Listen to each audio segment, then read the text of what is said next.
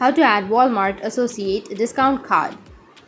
So if you want to use Walmart Associate discount card online on the application or on your browser, then what you need to do is first you just need simply open up your Walmart, and once you've logged into your account, you just need simply go with the upper left, which has that three horizontal lines, and then you need to tap on account. Once you're on your account, it will take you to welcome to your account, and from here you'll have purchase history, your wallet. You just need simply scroll down and then find the wallet section on your profile, or you can also go with your settings, which is on the top right, and from the settings you need to go with the wallet option. Tap on wallet and you will have this kind of interface.